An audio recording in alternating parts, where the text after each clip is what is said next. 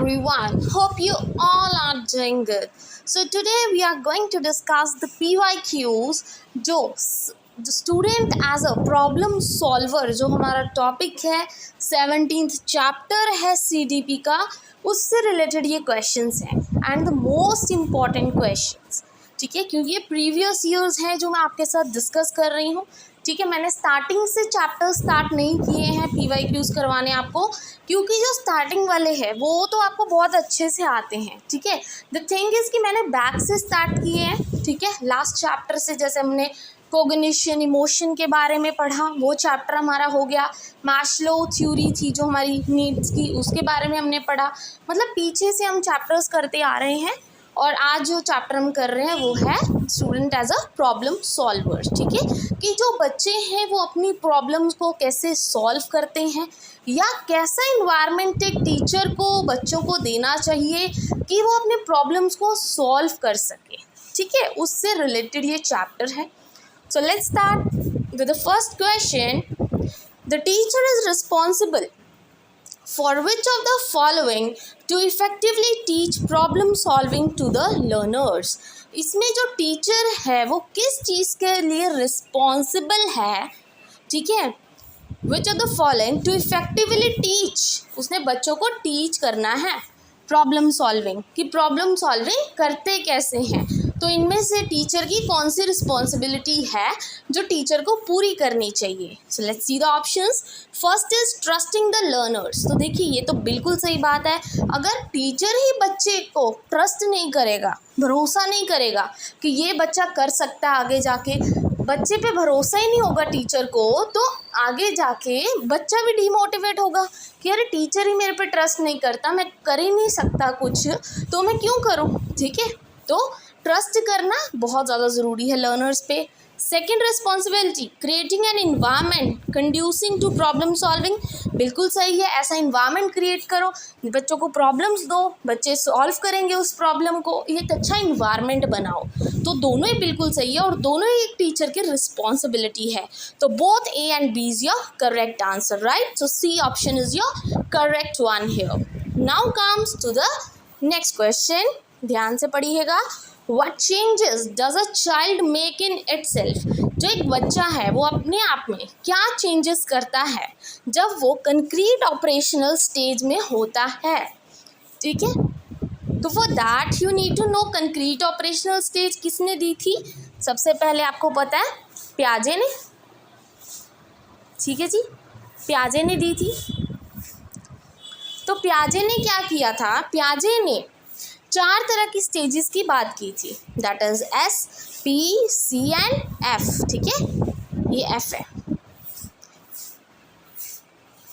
That is sensory motor, pre operational, concrete operational and formal operational. Sensory operational में जहाँ बच्चा अपनी senses use करता है। ठीक है, प्री ऑपरेशनल में बच्चा क्या करता है, एनिमिज्म की तरफ बढ़ता है। ठीक है, अपने ही ख्वाबों ख्यालों में रहता है। एंड कंक्रीट में बच्चा क्लासीफाई करना, लॉजिकल थिंकिंग स्टार्ट हो जाती है बच्चे की। ठीक है जी, और फॉर्मल ऑपरेशन में हाइपोथेटिकल डिडक्टिव रीजनिंग, बच्चे की लॉजिकल एब्स्ट्रैक्ट थिंकिंग सब कुछ डेवलप हो जाता है, राइट। तो उसी से रिलेटेड ये इन्होंने क्वेश्चन पूछा है और क्वेश्चन ये जो ऑप्शंस दे रखे हैं ना, इसी में आंसर है। बट द थिंग इज कि क्या आपको पियाजे की थ्योरी क्लियर है, पियाजे का जो कंसेप्ट है वो आपको क्लियर है? So let's see, concrete operational stage की बात की गई है। तो कंक्रीट ऑपरेशनल में बच्चा क्लासीफाई करना सीखता है, बच्चा चीज़ों को कंजर्व करना सीखता है। ठीक है जी, और बच्चा लॉजिकली थिंक करता है। तो अब देख लीजिए, सीधा सीधा डायरेक्ट तो आंसर दे रखा है, a child begins to think logically. So A is your correct one. बाकी ऑप्शंस भी वैसे हम पढ़ेंगे। A child becomes active towards day to day operations. अरे नहीं, बच्चा तो स्टार्टिंग से ही एक्टिव होता है। द थिंग इज उन्होंने एक पर्टिकुलर स्टेज दे रखी है, that is concrete operational. Then the third option is a child brings the experience of others in the operation that are meant to it, कि बच्चा दूसरों के एक्सपीरियंस के अकॉर्डिंग वर्क करता है, बिल्कुल गलत है। Child become responsive to external stimuli, बिल्कुल गलत है, ये तो फॉर्मल में होता है। तो कंक्रीट पूछा गया है तो your A option is correct one. So here A is your correct one. Now comes to the next question. Problem solving attitude comes from creative learners. ठीक है जी, एक स्टेटमेंट दे रखी है कि जो प्रॉब्लम सॉल्विंग एटीट्यूड होता है ना बच्चे में, क्योंकि कई होते हैं बच्चे की प्रॉब्लम सॉल्विंग एटीट्यूड उनमें होता ही नहीं है, उनको ऐसा होता है जितना टीचर ने पढ़ा दिया बस वही बहुत है। ठीक है, बट इन्होंने बोला कि सिर्फ जो क्रिएटिव बच्चे होते हैं ना वही प्रॉब्लम सॉल्वर होते हैं और उनमें ये एटीट्यूड होता है प्रॉब्लम को सॉल्व करने का। Which of the given statement supports the concept in the best way? ये जो स्टेटमेंट कही गई है कि जो क्रिएटिव बच्चे हैं वही प्रॉब्लम सॉल्वर होते हैं, वही प्रॉब्लम सॉल्व कर सकते हैं, बाकी नहीं कर सकते। तो इनमें से कौन सी स्टेटमेंट है जो इसको बेस्ट बताती है इस कंसेप्ट को? By enabling the teachers and student know the value of good education, मतलब टीचर्स और स्टूडेंट्स को गुड एजुकेशन की वैल्यू पता होनी चाहिए, ऐसा तो कुछ नहीं बोला इस स्टेटमेंट में। Training the students to score high in exams that appear in, कि बच्चा जिस एग्ज़ाम्स में जा रहा है, जो एग्ज़ाम दे रहा है उसमें ज़्यादा स्कोर ले, तो ऐसा तो नहीं बोला इन्होंने। प्रॉब्लम सॉल्विंग की बात कर रखी है कि क्रिएटिव लर्नर प्रॉब्लम सॉल्वर होते हैं, तो ये दो तो लाइंस है ही नहीं इससे related. Creating a hype in the students since childhood about the grades, बच्चों को पहले से ही आप स्टार्टिंग से डरा दो कि मार्क्स लेना बहुत ज़रूरी है, तो ये भी गलत है। Providing opportunity to question and to nurture innate talents of the learner, बिल्कुल सही बात है कि आप बच्चे को अपॉर्चुनिटी दोगे, बच्चा क्रिएटिव होगा और बच्चे के जो टैलेंट्स है वो बाहर निकल के आएंगे और बच्चा प्रॉब्लम को सॉल्व आउट करेगा। So D option is your correct one. ठीक है जी, now comes to the next question. A teacher was to teach the concept of making curd from milk, एक टीचर है वो बच्चों को सिखा रहा है कि मिल्क से हम दही कैसे बनाते हैं, मतलब दूध से दही कैसे बनाते हैं। तो इसमें से कौन सा जो मेथड है टीचर यूज़ करेगा इस कंसेप्ट को टीच करने के लिए? पहला, to explain the process of curd formation, सिर्फ बच्चों को एक्सप्लेन कर देगा, ऐसा तो नहीं है। एक्सप्लेन करके बच्चा कितना सीख जाएगा? डायग्राम बना के दिखाओगे, अरे इसमें क्या क्या डायग्राम बनाओगे? ठीक है। Allow the student to make curd themselves and observe the proceedings, ये बिल्कुल सही है। देखो बच्चा खुद उस चीज़ को करेगा, ठीक है, खुद ऑब्जर्व करेगा तो बच्चा ज़्यादा अच्छे से और फटाफट सीखेगा। टू गिव पिक्टोरियल प्रेजेंटेशन, बिल्कुल गलत है। ठीक है, so C option is your correct one. Now comes to the next question. Which of the following elements of a successful problem solving environment, ठीक है, इनमें से तीन ऑप्शंस दे रखे हैं, इनमें से कौन सा एक अच्छा इन्वायरमेंट है जहाँ पे बच्चा प्रॉब्लम सॉल्विंग स्किल्स सीखेगा, खुद प्रॉब्लम को सॉल्व करना सीखेगा, खुद अपना माइंड यूज़ करना सीखेगा। मतलब बच्चे को आप कैसे इन्वायरमेंट दोगे? पहला, having enough space in the classroom, चलो ठीक है जी। Availability of different kinds of material, बिल्कुल सही है, बच्चे के पास मटेरियल होगा, रिसोर्सेज होंगे प्रॉपर, ठीक है, सब कुछ वो यूटिलाइज करेगा और थिंक करेगा। अवेलेबिलिटी ऑफ एडिक्वेट टाइम, बिल्कुल सही है, थिंक करने के लिए टाइम भी चाहिए। So all of the above is your correct one, D option is your correct one here. So now let's come to the next question. Which of the following is the idea given by Thorndike? तो Thorndike ने, जैसे हमने कल ही PYQs किए थे, जो सारे जितने भी थ्योरिस्ट थे उनसे रिलेटेड थे और उसमें थॉर्नडाइक भी आया था। थॉर्नडाइक ने सबसे पहले, आपको पता होना चाहिए कौन सी थ्योरी दी थी। थॉर्नडाइक ने ट्रायल एंड एरर थ्योरी दी थी। ठीक है, ट्रायल एंड एरर का मतलब कि जितना आप किसी चीज़ को ट्राई करोगे बार बार उतनी आपकी गलतियां कम होती जाएंगी, मतलब आपको कंसेप्ट वो समझ आता जाएगा। ठीक है, मतलब एक बार गलती हुई नो प्रॉब्लम, दूसरी बार फिर आप ट्राई करो, फिर जो पिछली गलतियां आप नहीं दोहराओगे वैसे ही आप आगे आगे कंसेप्ट पढ़ते जाओगे और जो गलतियां हैं आपकी कम होती जाएंगी। ये चीज़ किसने बोली? थॉर्नडाइक ने बोली। मतलब उन्होंने ट्रायल एंड एरर थ्योरी दी कि जितना ज़्यादा आप किसी चीज़ को ट्राई करोगे उतने आपके जो एरर्स हैं वो रिड्यूस होंगे। ठीक है, तो इनमें से देख लो जी कौन सी स्टेटमेंट है ये। Learning a concept and using it over a period of time help in reduction the errors committed by students, बिल्कुल सही है। आप किसी कंसेप्ट को लर्न कर रहे हो और उसको नेक्स्ट टाइम मतलब नहीं कर रहे वो गड़बड़, उससे क्या होगा, आपके जो एरर्स हैं वो कम हो जाएंगे। तो आपको पता लग जाएगा कि पिछले कंसेप्ट में जो आपने पढ़ा उसमें आपकी क्या गलतियाँ थी, फिर नेक्स्ट टाइम आप वो गलती नहीं करोगे, उससे आपके क्या होंगे, एरर्स कम हो जाएंगे, गलतियाँ कम हो जाएंगी। यही तो थॉर्नडाइक ने बोला। Next option, learning a concept और उसको यूज़ करने से कभी भी आपके एरर्स कम नहीं होंगे, बिल्कुल गलत है, थॉर्नडाइक ने ऐसा बोला ही नहीं। By learning a difficult concept और अप्लाई करोगे आप उसको प्रॉब्लम में, बहुत ज़्यादा डिफ़िकल्ट होता है, बिल्कुल गलत है, ऐसा कुछ नहीं बोला थॉर्नडाइक। उन्होंने पूछा थॉर्नडाइक ने क्या बोला, student will take time in learning the concept but once he learns it then he will apply it successfully, कि बच्चा टाइम लेगा उस चीज़ को लर्न करने के लिए, बट जब वो लर्न कर लेगा ना तो उसको सक्सेसफुली अप्लाई कर पाएगा, ऐसा कुछ नहीं कहा। उन्होंने बोला जितना ट्राई करोगे उतने एरर्स रिड्यूस होंगे, ठीक है जी। So A option is your correct one here. Now comes to the next question, which of the following difference in thinking between and adolescent as a scientific investigator। उन्होंने बोला कि जो यंग बच्चे हैं, यंग चिल्ड्रंस हैं और जो अडोलोसेंट्स हैं, उनकी जो माइंड है, ठीक है, वो क्या है, मतलब उनका जो साइंटिफिक इन्वेस्टिगेटर्स हैं उनके अंदर, thinking between young children and adolescent age scientific investigator, कि जो एक छोटा बच्चा है वो भी इन्वेस्टिगेशन करता है छोटी छोटी चीज़ों को लेके, ये ऐसा क्यों है, ये वैसा क्यों है। जो अडोलोसेंट में होते हैं, ठीक है, 18 ईयर्स अब आप एज के होते हैं, उनको भी क्या होती है, क्यूरियोसिटी होती है चीज़ को जानने की, समझने की। बट दोनों की थिंकिंग में क्या डिफरेंस है, एक बच्चे और एक अडल्ट में क्या डिफरेंस है, उनकी थिंकिंग में क्या डिफरेंस है। पहला, young children are able to hypothesis and deduce while adolescent can't do so. छोटा बच्चा हाइपोथेसिस कर लेगा और बड़ा बच्चा नहीं कर सकता। अरे ये तो गलत बात है, छोटा बच्चा क्या स्टार्टिंग से हाइपोथेसिस कर लेगा, बिल्कुल गलत है। यंग चिल्ड्रन जज the truth of logical relation but adolescent can't. अरे अडोलोसेंट अडल्ट है, उसको तो ज़्यादा पता है छोटे बच्चे से।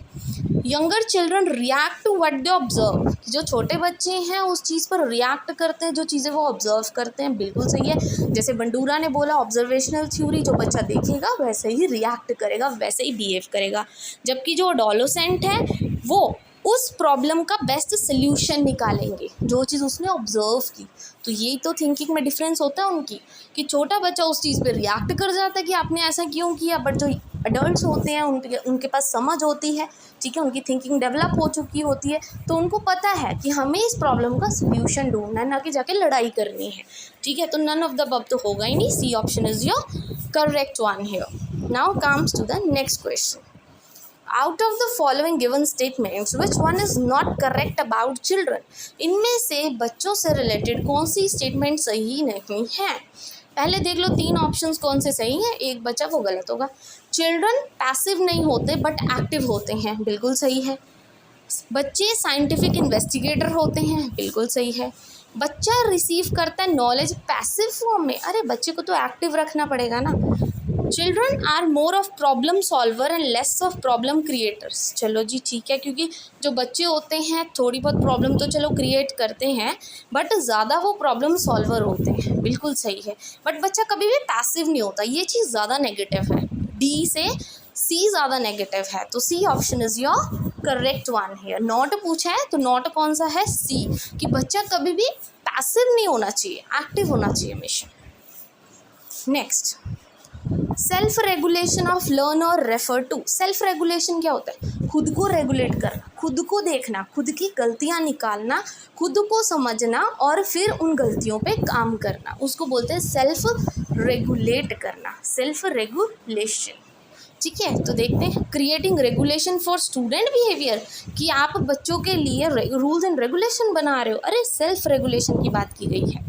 Rules and regulation made by the student body, नहीं जी। सेल्फ डिसिप्लिन और कंट्रोल को हम सेल्फ रेगुलेशन बोलते हैं, नहीं जी। खुद को रेगुलेट करना, अपनी गलतियों को देखना और सीखना, ठीक है। So D option is your correct one, कि सेल्फ रेगुलेशन क्या होती है, एबिलिटी होती है बच्चों की, वो खुद को मॉनिटर करें अपनी लर्निंग को, ठीक है। Next question, mastery orientation can be encouraged by, कि आपने मास्टरी करनी है किसी चीज़ में, किसी चीज़ को बहुत अच्छे से सीखना है, ठीक है। आप चाहते हो आप कोई भी चीज़ सीखो, आप आर्ट्स में ज़्यादा अच्छा करो, ठीक है, आर्ट एंड क्राफ्ट आपकी हॉबी है और आप चाहते हो और बहुत अच्छे से आप उस चीज़ को करो, उसमें आप मास्टरी कर लो, सबसे ज़्यादा अच्छा आपको वही आता हो, ठीक है। तो आप कैसे इनकरेज करोगे, focusing on students individual efforts, बिल्कुल सही है, हर एक बच्चे पे आप फोकस करोगे, उसके एफर्ट्स देखोगे, ठीक है। कंपेयर करना, अरे बिल्कुल गलत है, दूसरे बच्चे से तो कंपेयर ही नहीं करना, ये तो नेगेटिव है। Assigning a lot of practice material, home assignments दोगे, इससे बच्चा क्या सीखेगा। टेकिंग टेस्ट, बिल्कुल गलत है, ए वाला ज़्यादा बेटर है कि आप फोकस करोगे बच्चे के एफर्ट्स पे कि बच्चा कहाँ पे ज़्यादा अच्छा कर रहा है और उसको आप इनकरेज करोगे, right. Next question is problem solving is more likely to succeed in schools where, कि जो प्रॉब्लम सॉल्विंग स्किल्स होती हैं बच्चों की, वो कैसे इन्वायरमेंट में, मतलब कैसे स्कूल में ज़्यादा बेटर हो सकती हैं, ठीक है। एक तो होते हैं वो स्कूल्स जहाँ पे सिर्फ टीचर पढ़ाता है और बच्चे सुनते हैं, तो वहाँ पे तो बच्चा प्रॉब्लम सॉल्वर नहीं बन सकता। फिर कैसा स्कूल होना चाहिए, कैसा स्कूल होता है, पहला where the emphasis is only on higher order academic achievement, वैसा स्कूल जहाँ पे सिर्फ बच्चे की ग्रेड्स देखे जाए, बच्चे की अचीवमेंट देखी जाए, बिल्कुल गलत है। टीचर सेंट्रिक तो कभी भी नहीं होना चाहिए, हमेशा चाइल्ड सेंटर्ड होना चाहिए। Homogeneous group of student, homogeneous नहीं जी, सेम बच्चों के ग्रुप्स बना दो, मतलब इंटेलिजेंट को अलग रख दो और एवरेज वालों को अलग ग्रुप बना दो, ये गलत बात है। बट एक फ्लैक्सिबल करिकुलम होना चाहिए, बिल्कुल सही बात है, सी ऑप्शन, मतलब बच्चे के अकॉर्डिंग एक करिकुलम होना चाहिए जो बच्चे को सूट करे और बच्चे में प्रॉब्लम सॉल्विंग स्किल्स डेवलप हों, right. So C option is your correct one here. Now comes next question, to explain, predict और control the phenomena are the goals of. तो देखिए जी, किसी चीज़ को एक्सप्लेन करना, प्रिडिक्ट करना और कंट्रोल करना, ये सब चीज़ें क्या होती हैं, ट्रेडिशनल रीजनिंग। अरे ट्रेडिशनल जब हम टीचिंग की बात करते हैं वो तो सिर्फ चौक, ये जो चौक वाला मेथड होता है ना, बोर्ड चौक वाला, वही होता है, तो उसमें तो ऐसा कुछ नहीं होता। इंडक्टिव रीजनिंग नहीं जी, इंडक्टिव में पहले एग्जांपल्स दी जाती है फिर जनरलाइजेशन की तरफ आया जाता है, तो इसमें कोई एक्सप्लेनेशन प्रिडिक्शन तो होती नहीं। प्रिडिक्ट हम करते हैं साइंटिफिक साइंस में करते हैं। डिडक्टिव होता है जब हम जनरलाइजेशन पहले करते हैं और एग्जांपल्स बाद में देते हैं। बट जो एक साइंटिफिक मेथड होता है, साइंटिफिक एटीट्यूड होता है, साइंटिफिक रीजनिंग होती है, जो हम लॉजिक लगा के देते हैं किसी को, हर चीज़ के पीछे लॉजिक होता है, कुछ फैक्ट्स होते हैं जिसका कुछ लॉजिक होता है और हम उस चीज़ को एक्सप्लेन करते हैं, प्रिडिक्ट कर सकते हैं हम, ठीक है, कंट्रोल कर सकते हैं, वो क्या होते हैं, साइंटिफिक मैथड्स होते हैं। So D option is your correct one here. Now comes to the next question, how can teachers help children become better problem solvers. जो टीचर्स होती हैं वो बच्चों को कैसे प्रॉब्लम सॉल्वर बना सकती हैं, अच्छा, by giving children a variety of problem to solve and support while solving them, बिल्कुल सही है, टीचर सपोर्ट करेगा, ठीक है। और इस जब टीचर सपोर्ट करता है, क्लूज देता है, उसको हम क्या बोलते हैं, स्कैफोल्डिंग बोलते हैं। और ये प्रोसेस किसने दिया था, ये कंसेप्ट किसने दिया था स्कैफोल्डिंग का, वाइगोत्स्की ने। ये छोटी छोटी चीज़ें आपको पता होनी चाहिए।